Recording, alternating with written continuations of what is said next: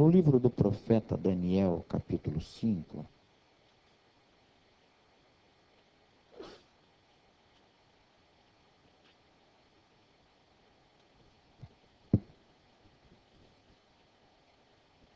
quero ler apenas alguns versículos, pois é bastante conhecida essa passagem.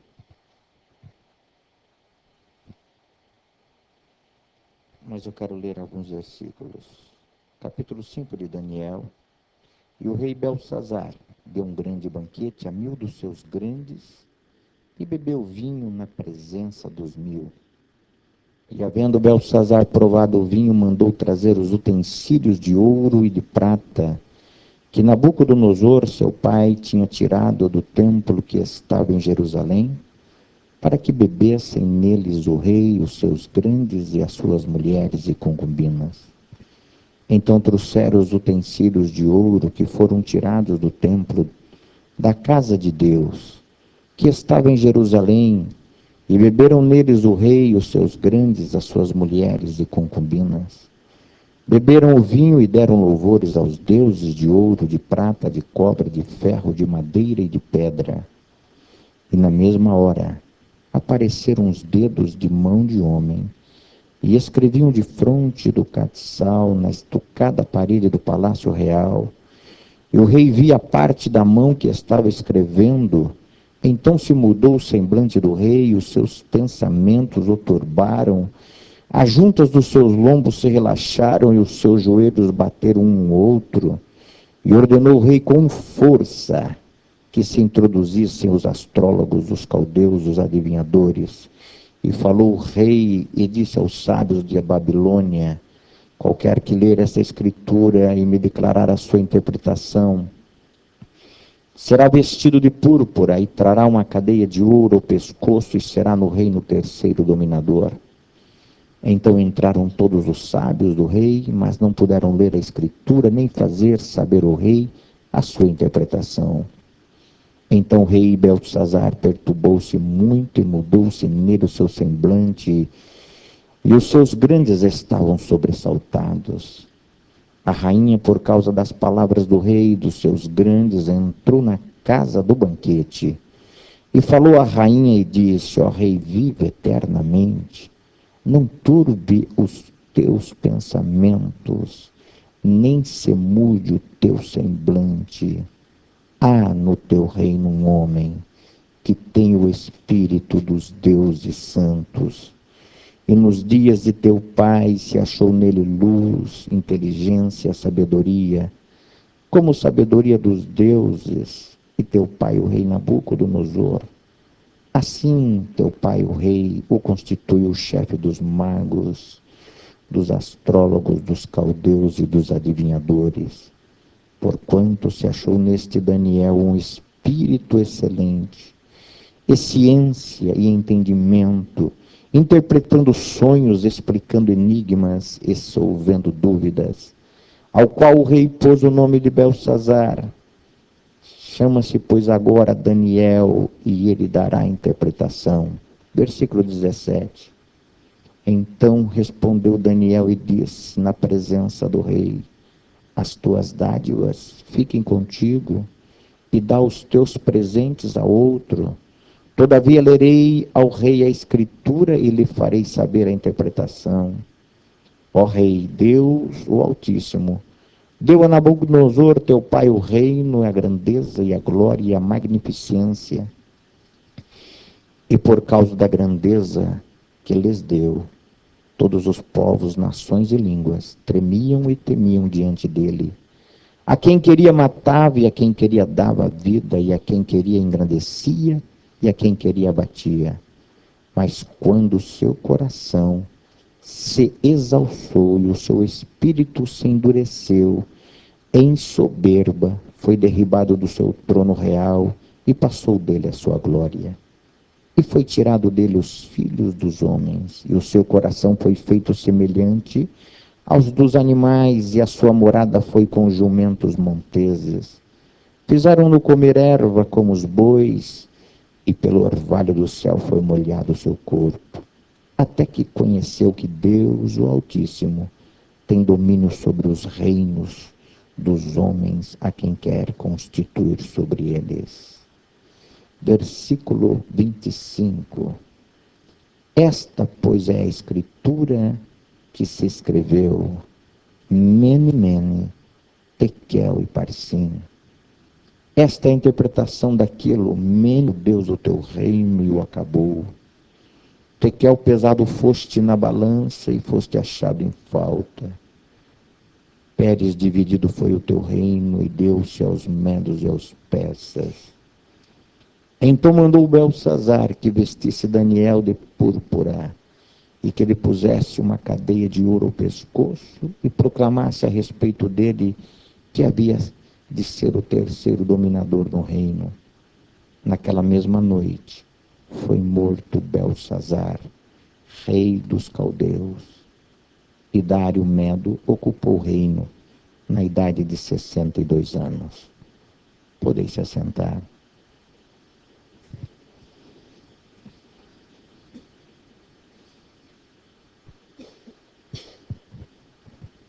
Eu gostaria em poucos minutos de falar sobre este homem que foi contado, pesado e rejeitado. Quantas pessoas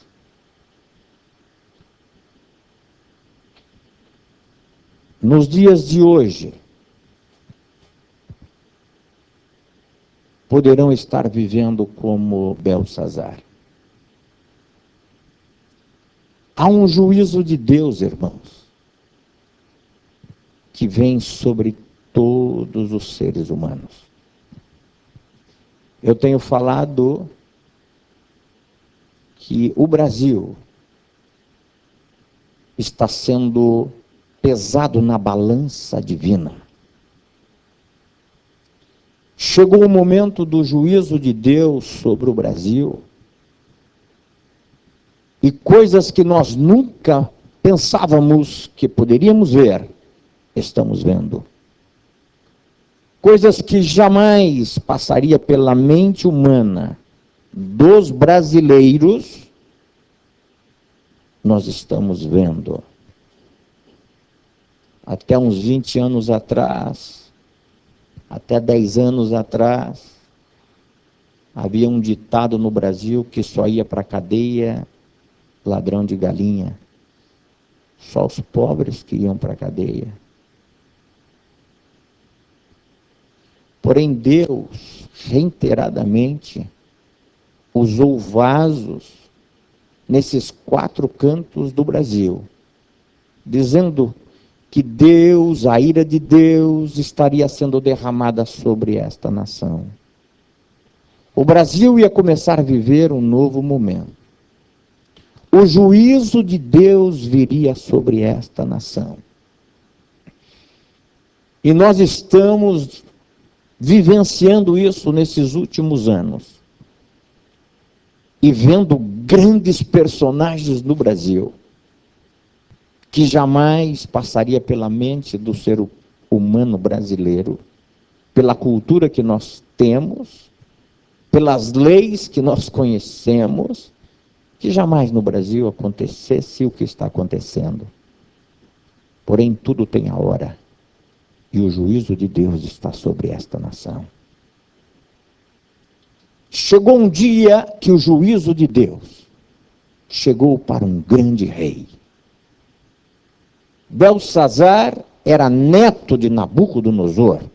Quando a Bíblia diz aqui que era o seu pai, ele está dizendo, na verdade, que era neto de Nabucodonosor.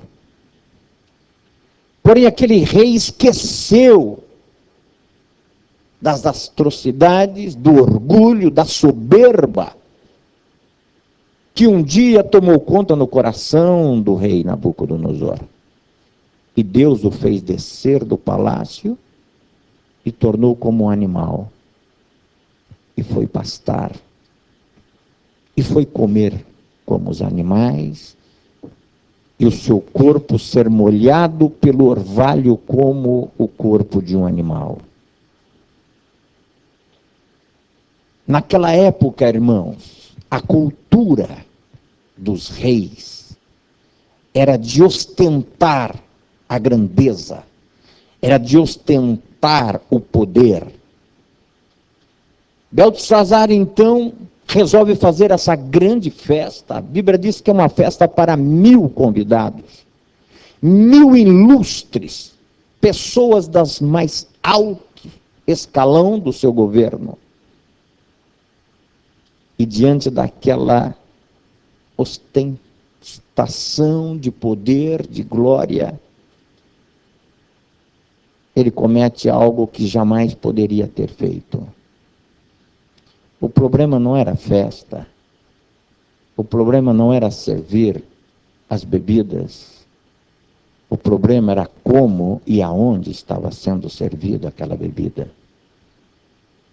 Ele manda buscar os vasos de ouro, de prata, que serviam na casa de Deus em Jerusalém, consagrados na casa do Senhor, e manda trazer e coloca à disposição para ser servido na festa do banquete. E aquele foi o momento que a sentença, o juízo de Deus veio sobre ele. O dedo começou a escrever, a sentença de Deus começou a ser escrita na parede. O homem perturbado, assustado, aflito, manda trazer todos os astrólogos, adivinhos, os grandes, mas nenhum deles puderam ler. Nenhum deles conseguiram interpretar. Porém, a rainha já conhecia a história de Nabucodonosor. E ela entra e diz: rei, aquieta o teu coração, porque no teu reino há um homem. Meus irmãos, no meio dessa milhões e milhões e milhões de pessoas corruptas, Deus sempre terá os seus.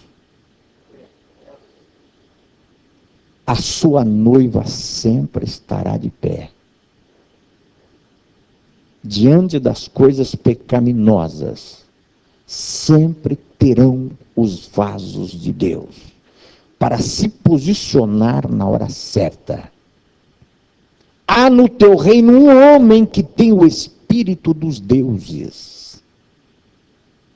Espírito por excelência, sabedoria, que na época de Nabucodonosor pôde resolver grandes enigmas, solucionar grandes problemas. Chame ele que ele dará a interpretação.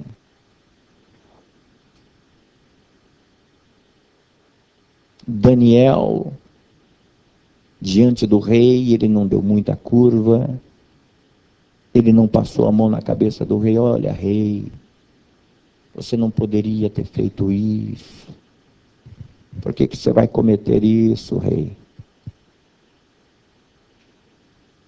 Você esqueceu, rapaz, do passado, da história de Nabucodonosor? Ele disse: a interpretação eu vou dar. Os teus presentes, as tuas dádivas, pode deixar para outro. Os teus presentes, as tuas dádivas, não vai mudar a minha linguagem. Porque tem pessoas, irmãos, que diante das lutas, das dificuldades, a primeira coisa que ele oferece é um presente. Eu vou dar um presente para tentar mudar a história aqui. Quem sabe abrandar a minha sentença. Eu vou mandar um presente na frente, porque eu sei que as coisas para o meu lado não estão muito boas, e eu vou tentar ver se eu consigo administrar isso. Com Deus não tem presente, meu irmão. Com Deus existe amor e existe justiça.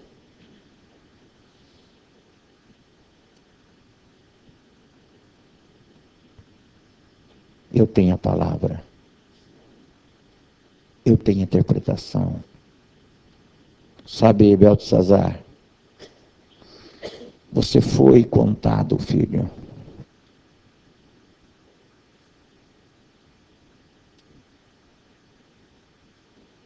E nessa contagem de Deus, o teu reino acabou. Irmãos,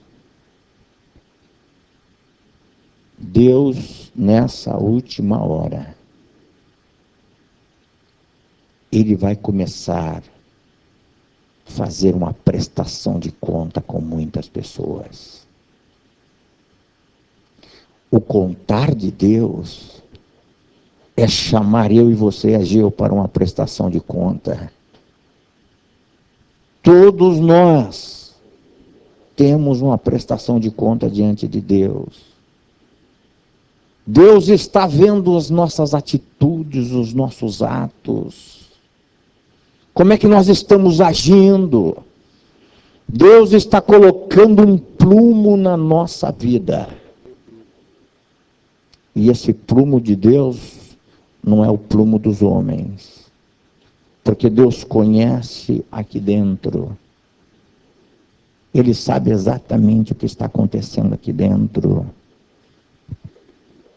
Se aqui dentro está curado ou não está curado. Não adianta o homem tentar fazer de conta que as coisas estão boas. Deus está vendo lá dentro. E vai chegar a hora que Deus vai dizer, chegou o momento da prestação de conta. Eu passei para contar, o contar de Deus é uma prestação de conta que não tem quem consegue maquiar essa prestação de conta. É a tua consciência. É aquilo que você está fazendo certo ou errado. A sentença quem vai dar é Deus. Deus vai pesar na balança. E a sentença virá. Beltesazar, naquela noite, ele perdeu o reino, foi morto, e Babilônia foi invadida pelos medos e persas. Enquanto ele estava festejando, fazendo festa, o rio Eufrates estava sendo desviado, que cruzava Babilônia de norte a sul. E os inimigos, Lino, estavam trabalhando.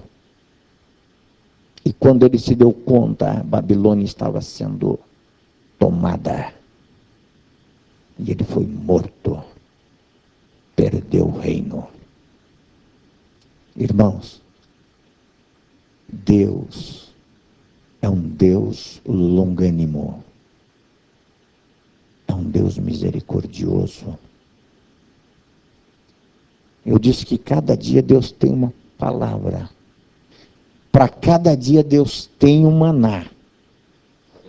E hoje parece que Deus começou trazendo já um mocotó um pouco mais forte aqui, já desde a primeira palavra.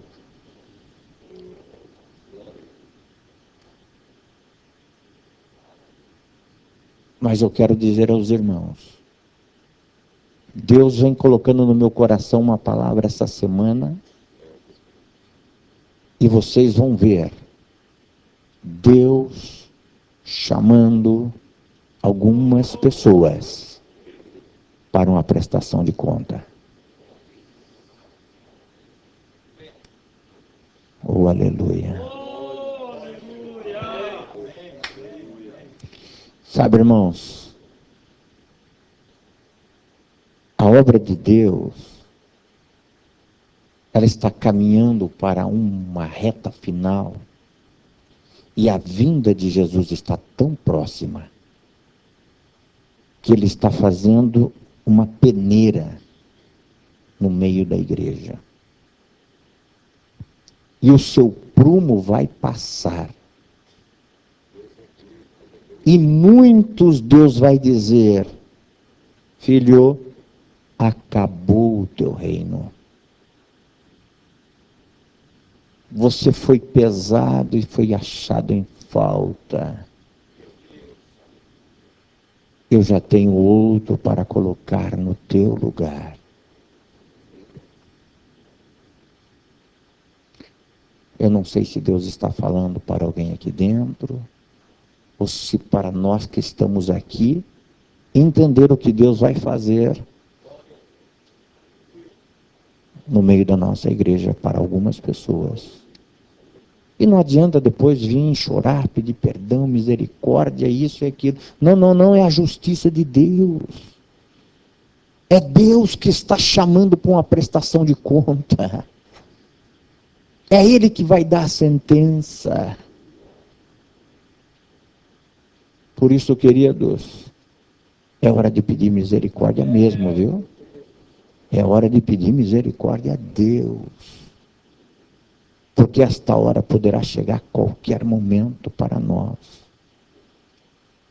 E aquilo que Deus nos dá, irmãos, é para nós usar com um coração quebrantado, um coração de humildade, entendendo que somos apenas instrumentos nas mãos do Senhor. Quando o orgulho, a soberba, tomou conta do coração do rei, ele começou a perder a visão, a graça, ele começou a perder o reino. Você pode observar uma coisa, irmãos. Todas as pessoas orgulhosas, egoístas, soberbas, quando menos espera, elas começam a cair. Sabe por quê, irmãos?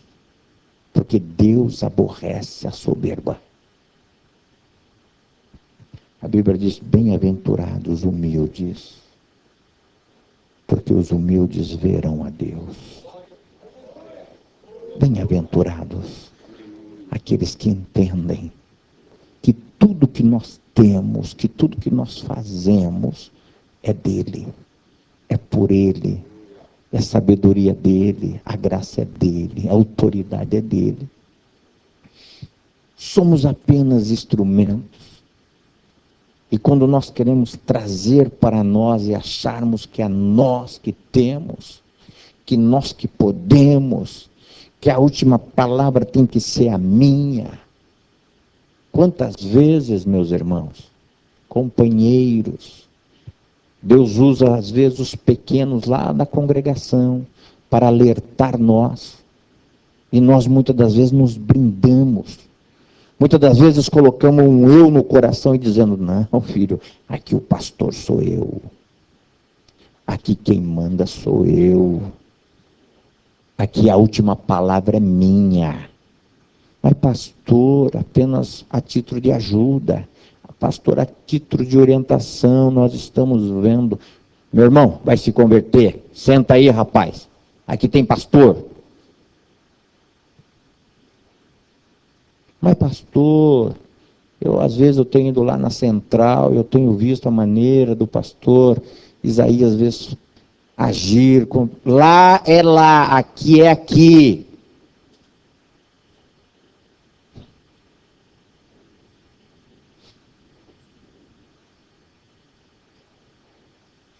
Haverá uma prestação. Deus poderá contar. Será pesado na balança e poderá ser encontrado em falta. Não custa, querido, ter um coração de humildade. Dizer: não é porque eu sou o pastor que a minha palavra tem que ser a última. Eu vou ouvir, vou tentar entender, vou tentar ver aonde que eu estou errando, e vou corrigir, e vou orar para que Deus continue te abençoando. Deus usou você para me alertar, Eu não estava vendo esse lado aqui, minha irmã. Meu irmão, eu não estava vendo aquele outro lado, mas graças a Deus pela sua vida. Deus te usou para me alertar. E eu vou corrigir. E o rio vai continuar norteando.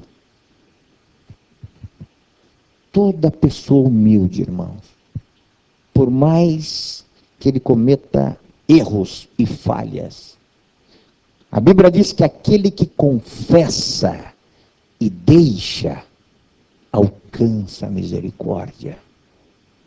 Existe, irmãos, uma diferença de confessar e deixar.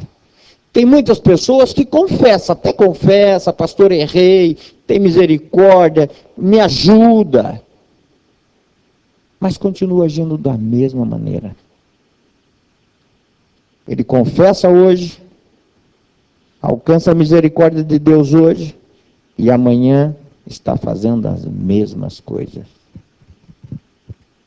A Bíblia diz, aquele que confessa e deixa. Tem que mudar de atitude. Tem que mudar de posição. Tem que agir diferente. Tem que pegar um outro caminho para alcançar a misericórdia. Foi contado, foi pesado e ele foi rejeitado. Queridos, que nessa manhã o Espírito Santo de Deus possa abrir a minha consciência, abrir o meu coração e dizer, Deus, tem misericórdia das minhas fraquezas. Não rejeite, não tire de mim a tua presença. Não afaste de mim o teu Espírito Santo. Se tu tirar, acabou o meu reino. Acabou a minha trajetória. Acabou o meu ministério. Acabou a minha família. Acabou os meus projetos. Acabaram-se os meus sonhos. Por isso, ó Deus, nesta manhã eu te peço, tem misericórdia da minha vida. Quantos estão entendendo isso, irmãos? Fiquem em pé, fiquem em pé. Oh, aleluia. Deus muda. Deus muda as leis. Deus muda os governos para ele agir. Eu ainda acredito que Deus está passando no Brasil, irmãos, para mudar os homens, as autoridades, os governos, porque ainda o Brasil será uma nação abençoada por Deus. O Brasil ainda é o celeiro de missionários, de homens avivados, que têm no coração uma chama ardente para fazer a obra de Deus. Eu estava conversando esses dias com um pastor, e ele está dizendo, pastor, a Europa, pastor, precisa de missionários. A Europa precisa de homens com coração avivados. A Europa tem igrejas e igrejas fechadas. Na Irlândia, por exemplo, irmãos, tem centenas de templos fechados. Porque não tem homens com coragem, com disposição de pregar o Evangelho. E eu louvo a Deus ainda porque o Brasil é um Brasil que Deus tem levantado homens com o coração cheio de chama. Eu falava com um pastor esses dias aqui ali do lado de Jundiaí.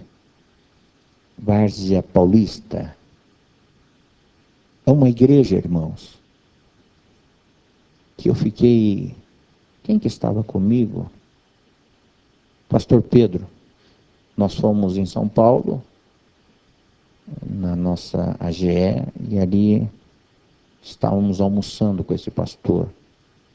Pastor de uma igreja, uma cidade pequena, e ele tem uma base missionária no Peru, pastor Ivo. E o Peru hoje, praticamente as principais cidades, Deus colocou no coração desse pastor. E ele mandou missionários. Hoje tem uma base lá dentro do Peru. Tem mais de 50 templos construídos. E ele disse, pastor Isaías, eu preciso da tua ajuda. Eu preciso que o senhor me ajude a continuar evangelizando e ganhando almas para Deus no Peru. Nós adotamos o Peru como uma filha do Brasil. É um país carente de Deus, um país que precisa. E eu tenho nesses últimos dias orado a Deus, para que Deus nos dê condições para poder estender as mãos à obra missionária. Nós temos um departamento de missões aqui, o DEMIFOS, que ainda está gatinhando. Mas Deus dará a esse departamento, irmãos, recursos. Deus vai despertar no coração deste povo em Foz do Iguaçu a alegria, o desejo para contribuir nesse departamento. E nós vamos mandar muitos obreiros a voar como pássaros, anunciar o evangelho da última hora. Oh, aleluia! A última hora da igreja chegou na terra. E tudo que Deus quer de nós nessa última hora é que pregamos a sua palavra como ela é. Porque a justiça de Deus está chegando sobre todos os seres humanos. Ai, que o Espírito Santo nesta manhã, eu sinto a glória de Deus, irmãos, neste lugar. Oh,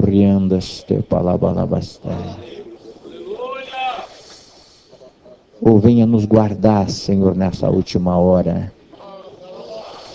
Venha nos despertar nessa última hora. Meu Deus e meu Pai. Para que possamos fazer aquilo que Deus quer que façamos. Que as nossas atitudes, que os nossos procedimentos, que os nossos agir possa ser conforme a vontade de Deus. Cadê os nossos obreiros? Por gentileza, se posicione. Aleluia.